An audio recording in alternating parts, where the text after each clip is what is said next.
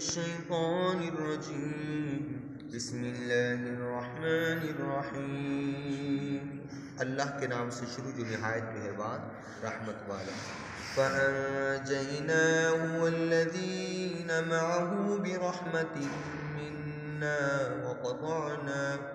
وقطعنا دابر الذين كذبوا بآياتنا وما كانوا مؤمنين. ترجمہ کنز العرفان. تو ہم نے اسے اور اس کے ساتھیوں کو اپنی رحمت کے ساتھ نجات دی، اور جو ہماری آیتیں جھٹلاتے تھے ان کی جڑ کاٹ دی، اور وہ ایمان والے نہ تھے.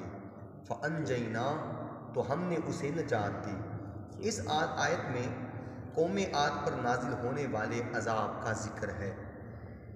اس کا مختصر واقعہ یہ ہے کہ قوم عاد احقاف میں رہتی تھی. احقاف عمان اور حضر موت کے درمیان علاقہ یمن میں ایک ریگستان ہے. قوم عاد نے زمین کو فسق سے بھر دیا تھا. یہ لوگ بت پرست تھے. ان کے ایک بت کا نام سدا اور ایک کا سمود اور ایک کا حبا تھا. اللہ تعالیٰ نے ان میں حضرت ہود علیہ السلام کو معبود فرمایا. آپ نے انہیں توحید کا حکم دیا، شرک و بت پرستی اور ظلم و جفاکاری کی ممانعت کی، لیکن وہ لوگ نہ مانے اور آپ کی تکذیب کرنے لگے اور کہنے لگے ہم سے زیادہ زور آور کون ہے. ان میں سے صرف چند آدمی حضرت ہود علیہ السلام پر ایمان لائے جو بہت تھوڑے تھے، اور وہ بھی مجبوراً اپنا ایمان چھپائے رکھتے تھے.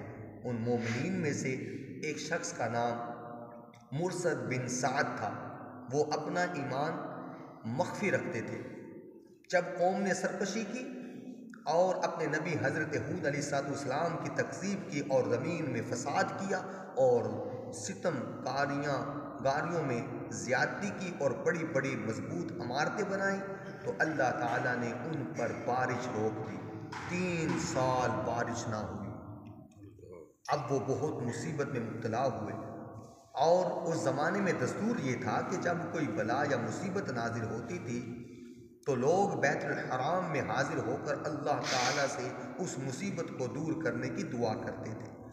اس لیے ان لوگوں نے ایک وفد بیت اللہ کو روانہ کیا. اس وفد میں 3 آدمی تھے جن میں مرصد بن سعد بھی تھے. یہ وہی صاحب ہیں جو حضرت ہود علیہ السلام پر ایمان لائے تھے اور اپنا ایمان مخفی رکھتے تھے. اس زمانے میں مکہ مکرمہ میں عمالقین کی سکونت تھی اور ان لوگوں کا سردار معاویہ بن بکر تھا. اس شخص کا ننھیال قوم عاد میں تھا. اسی علاقے سے یہ وفد مکہ مکرمہ کی حوالی میں معاویہ بکر کے یہاں مقیم ہوا. تو اس نے ان لوگوں کی بہت عزت کی اور نہایت خاطر و مدارت کی. یہ لوگ وہاں شراب پیتے اور باندیوں کا ناچ دیکھتے تھے. اس طرح انہوں نے عیش و نشاط میں 1 مہینہ بسر کیا.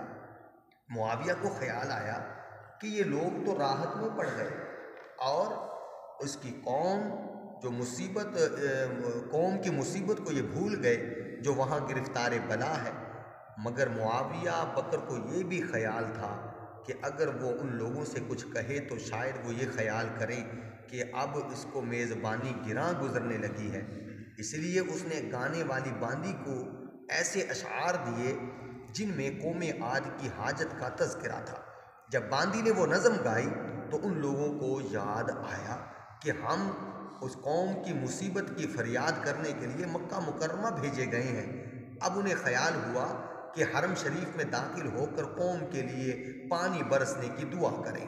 تو اس وقت مرصد بن سعد نے کہا کہ اللہ عز و جل کی قسم تمہاری دعا سے پانی نہ برسے گا، البتہ اگر تم اپنے نبی کی اطاعت کرو اور اللہ تعالیٰ سے توبہ کرو تو بارش ہوگی. اس وقت مرصد نے اپنے اسلام کا اظہار کر دیا. ان لوگوں نے مرصد کو چھوڑ دیا اور خود مکہ مکرمہ جا کر دعا کی. اللہ تعالیٰ نے 3 قسم کے بادل بھیجے، ایک سفید، ایک سرخ اور ایک سیاہ. تو اس کے ساتھ آسمان سے ندا آئی کہ اے قیل، اپنے لیے اور اپنی قوم کے لیے ان میں سے ایک بادل اختیار کر.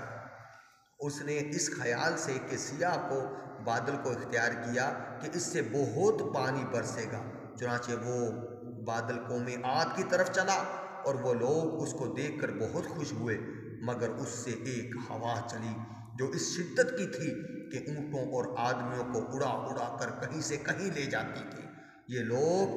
یہ دیکھ کر وہ لوگ گھروں میں داخل ہوئے اور اپنے دروازے بند کر لیے، مگر ہوا کی تیزی سے بچ نہ سکے۔ اس نے دروازے بھی اکھیڑ دیے اور ان لوگوں کو ہلاک بھی کر دیا، اور قدرت الہی سے سیاہ پرندے نمودار ہوئے جنہوں نے ان کی لاشوں کو اٹھا کر سمندر میں پھینک دیا۔ حضرت ہود علیہ السلام مومنین کو لے کر قوم سے جدا ہو گئے تھے، اس لیے وہ سلامت رہے۔ قوم کی ہلاک ہونے کے بعد وہ ایمانداروں کو ساتھ لے کر مکہ مکرمہ تشریف لائے اور آخر عمرہ شریف تک وہیں اللہ تعالیٰ کی عبادت کرتے رہے۔ صدق اللہ العظیم۔